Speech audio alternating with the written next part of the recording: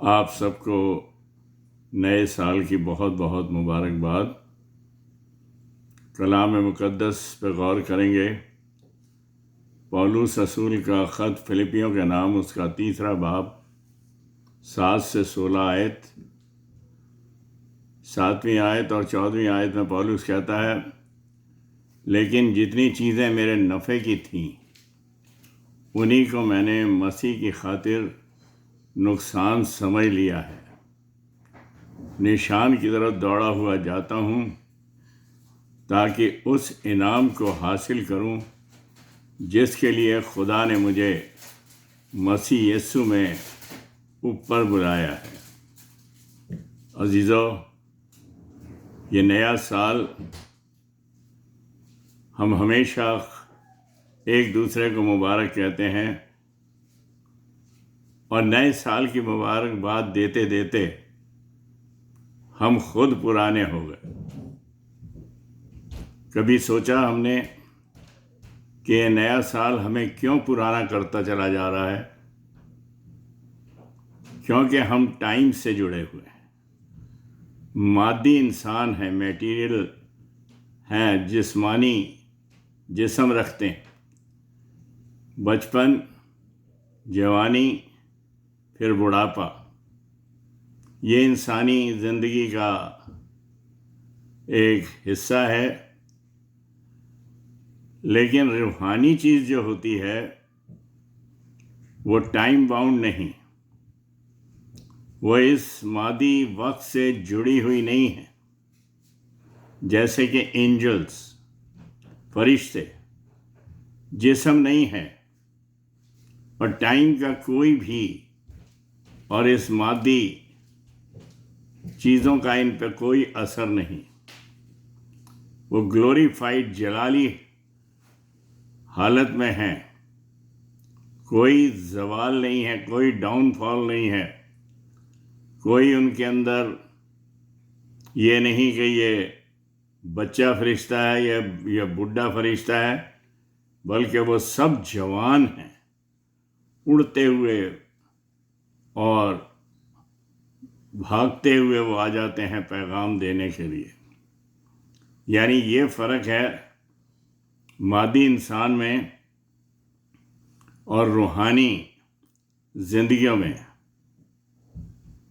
لیکن جب ایسے مقام پہ ہم پہنچ جاتے ہیں، یعنی اس سال کے سنگم پر، تو اس سمے ہم کچھ باتوں کو دھیان میں دیتے ہیں۔ خاص طور پہ 2 باتیں یاد رکھنی چاہیے۔ نمبر 1، خدا نے یہاں تک ہماری حفاظت کی۔ خدا کے حضور شکر گزاری پیش کرنی کہ یہاں تک خدا نے ہماری حفاظت کی۔ اور دوسرا، یہ مقام جو ہے، یہ موقع جو ہے نئے سال کا، یہ ٹرننگ پوائنٹ ہوتے ہیں۔ زندگی میں ڈیسیژن لینے ہیں، فیصلے لینے ہیں کہ پرانی زندگی کو ترک کر کے، چھوڑ کر نئی زندگی میں قدم رکھنا ہے اور نئی زندگی بسر کرنی ہے۔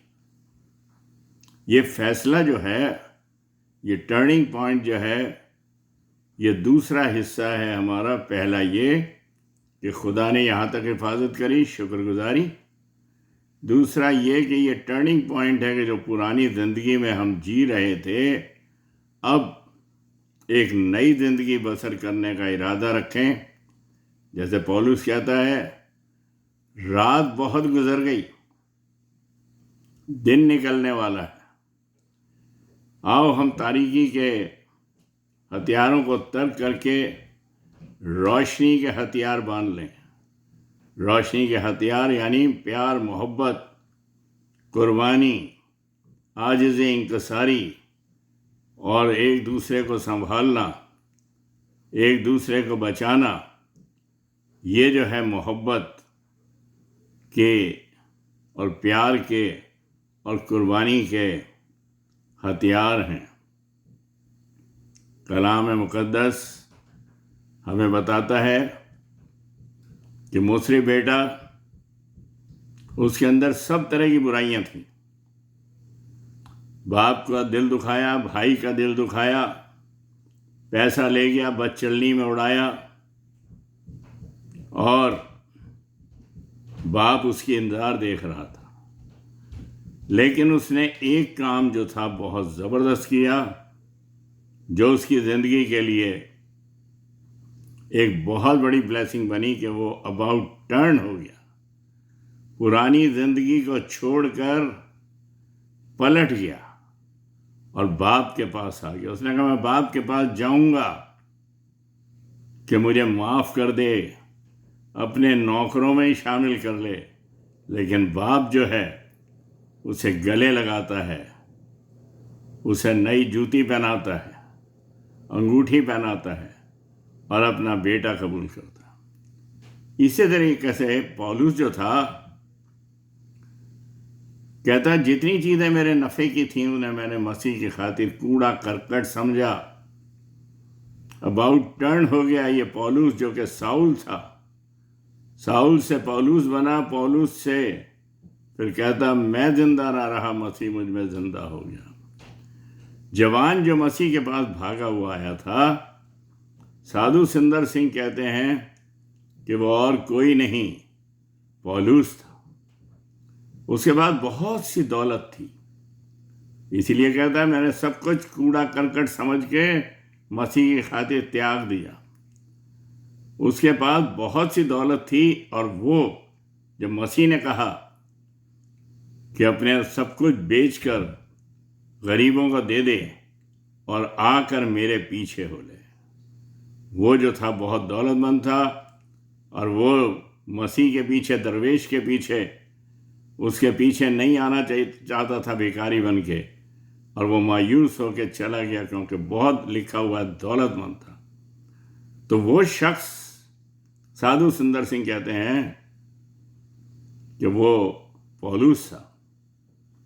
اب وہ پولس پہلے دولت کی وجہ سے مسیح کو چھوڑ گیا، اب مسیح کے لیے دولت چھوڑ دیتا ہے، مسیح کے لیے قربان ہوتا ہے. کہتا ہے مسیح مجھ میں زندہ ہو گیا، میں زندہ نہ رہا. اور وہ جو ہے دمشق کی راہ کے اوپر ایک دم اسے مسیح دکھائی دیتا ہے. کہتا ہے میں ادھورے دنوں کی پیدائش ہوں، اندھا ہو جاتا ہے، لیکن کہتا ہے اے ساؤل تو مجھے کیوں ستاتا ہے؟ اس نے کہا خداوند تو کون ہے؟ اس نے کہا میں مسیح ہوں. پہنے کی آر پہ تجھے پیر کا مارنا ٹھیک نہیں ہے، مگر اٹھ، تو میرے لیے چنا ہوا وسیلہ بنے گا. اور پولس کے لیے دعا کی گئی اور اس کی آنکھوں سے چھلکے جھڑ گئے، درندہ آنکھیں جاتی رہیں، ایک نیا انسان بن گیا. سب کچھ قربان کر دیا، سب کچھ چھوڑ دیا، جتنی چیزیں اس کے نفع کی تھیں، اور مسیح کے پیچھے ہو گیا. اولڈ ٹیسٹمنٹ میں اگر آپ دیکھیں تو ابراہیم نے بھی بڑی زبردست قربانی کری. وہ فرعون کے گھر میں پلا تھا، فرعون کے محل کو چھوڑا، ساری خوشیاں چھوڑ دیں، اور وہ جو ہے خدا کے پیچھے ہو لیا جو خدا نے اسے حکم دیا تھا. ابراہیم جو تھا خدا کی خاطر قربان ہوتا. لوط بھی جو اس کا بھتیجا تھا وہ بھی فرشتے کے کہنے پر سدوم اور عمورہ کی طرف نگاہ بھی نہیں کرتا اور اس کے پیچھے دوڑا چلا جاتا ہے. بیوی تو نمک کا کھمبا بن گئی پیچھے مڑ کے دیکھنے کے بعد، لیکن لوط جو تھا فرشتے کی پیچھے پیچھے ہوتا ہوا وہاں سے پار نکلا، سب کچھ چھوڑ دیا. موسیٰ نے محل، فرعون، سب کچھ چھوڑ دیا. ابراہیم نے سب کچھ چھوڑ دیا، لیکن موسیٰ نے فرعون کا محل، مصر کی غلامی، سب چھوڑ کر پرومس لینڈ کی طرف چل پڑا. ابراہیم نے خدا کی خاطر اپنے گھر بار کو چھوڑ دیا، اور وہ جو تھا خدا کے ساتھ ساتھ چلنے لگا اور خدا کا نور نظر کہلایا. دنیاوی چیزوں میں خوشی نہیں ہے عزیزو، سیٹسفیکشن نہیں ہے۔ سلیمان کہتا ہے بتلانوں کا بتلان اور ہوا کی چران، میں نے اپنے لیے گانے والے، بجانے والے اور سازندے اور سب طرح کے آسائش اور سارا آرام کا انتظام کیا، لیکن جب پلٹ کے دیکھا تو سب چیزیں ناشمان ہیں، مٹ جائیں گی، سب بیکار ہے، یہ جھوٹی تسلی ہے، اس میں بھرپوری نہیں ہے، آسودگی نہیں ہے۔ لہٰذا یہ ہے کہ جو بھی اگر خدا کے ساتھ چلنا چاہتا ہے، نئی زندگی بسر کرنا چاہتا ہے، اسے یہ قربانیاں دینی پڑیں گی، اباؤٹ ٹرن ہونا پڑے گا۔ سب اولڈ ٹیسٹمنٹ کے اندر یہ ہوتا رہا۔ نیو ٹیسٹمنٹ میں مسیح کہتا ہے جو میری خاطر اپنے ماں باپ، بھائی بہن، اپنی بیوی تک، بچوں تک کو نہ چھوڑے وہ میرے لائق نہیں ہے۔ پہلا درجہ خدا کو دینا ہے۔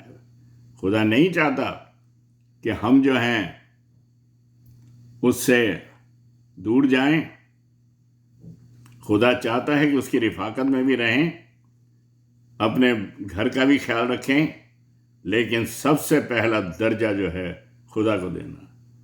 پطرس کہتا ہم تو تیری خاطر سب کچھ چھوڑ کر تیرے پیچھے ہو لیے ہیں، جال چھوڑا،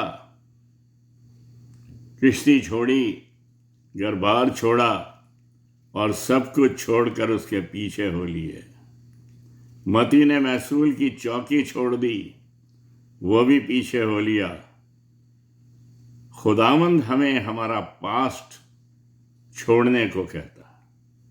پاسٹ چھوڑنے کا مطلب جس گناہ کے اندر ہم پل رہے تھے، آدم کے گناہ کی وجہ سے، آدم نے بڑی للچائی آنکھوں سے، حوا نے اس پھل کو دیکھا اور اس کی وجہ سے گناہ سرزد ہو گیا۔ وہ آنکھوں کو خوشنما لگ رہا تھا، للچائی آنکھوں سے اس نے دیکھا اور اسے توڑا، خود کھایا اور اپنے آدم کو بھی کھلا دیا، اور گناہ کے اندر دونوں گر گئے۔ بھیڑ ہری ہری گھاس دیکھ کر بھول جاتی ہے کہ سامنے گڈھا ہے، اور وہ کھاتے کھاتے اس گڈھے میں گر جاتی ہے۔ اسی طریقے سے انسانیت جو تھی گناہ کے اندر گر گئی، اور خدا نے اس انسان کو بچانے کے لیے جو گناہ آلودہ زندگی میں تھا، آدم کے گناہ کی وجہ سے وہ بچانے کے لیے آ گیا۔ مسیح پولس کہتا ہے میں نشان کی طرف دوڑا ہوا چلا جا رہا ہوں۔ نشان یعنی ٹارگٹ، ٹارگٹ یعنی مسیح۔ مسیح میں وہ زندہ ہو گیا، مسیح نے اسے اپنے ہاتھوں میں لے لیا، اور اب اس کے پاس وہ درندہ آنکھیں نہیں تھیں، بلکہ اب روحانی آنکھیں تھیں جو کہ دوسروں کے لیے قربان ہو رہی تھیں۔ وہ آنکھیں جو کہ پیار اور محبت سے دوسروں کو دیکھتی تھیں، قربان نہیں کرتی تھیں، بلکہ وہ خود قربان ہو رہا ہے۔ کتنی دفعہ اس نے بیتیں کھائیں، کتنی دفعہ کوڑے کھائے، کتنی دفعہ پتھراؤ کیا گیا، پولس نے سب کچھ چھوڑ دیا۔ اس کا ٹارگٹ، نشان جو تھا مسیح تھا، یعنی نجات، مکتی۔ توبہ کر کے ایمان لا کر اسے پانا ہے، پولس کی طرح جیسے وہ دمشق کی راہ پہ اس نے اسے پایا۔ عزیزو، بائبل میں لکھا ہے اب سے جو مسیح یسو میں ہے وہ نیا مخلوق ہے، پرانی چیزیں جاتی رہیں، دیکھو وہ سب نئی ہو گئی۔ نیا پن بغیر مسیح کے ہے نہیں، نیا پن بغیر نجات کے ہے نہیں۔ ہم پرانے ہو کر نیا پن ڈھونڈنا چاہیں وہ نہیں مل سکتا۔ اس کے لیے ہمیں نیا ہونا چاہیے، تبھی ہمیں سب کچھ نیا نظر آئے گا اور نیا حاصل کر سکتے ہیں۔ اور یہ توبہ کر کے ایمان لا کر اسے پانا ہے، اور نیا سال نئے انسان کے لیے نیا ہے۔ اور یہی بات جو ہے کلام میں بتاتی ہے، جو مسیح یسوع میں ہے وہ نیا مخلوق ہے، پرانی چیزیں تو جاتی رہیں۔ مسیح کو پا کر अजीज़ों, हमें नया बनना है। बेशक पिछले साल में कुछ भी रहा, लेकिन उस पास्ट को देखकर उसमें दुखी नहीं होना, बल्कि उससे अपना फ्यूचर बनाना।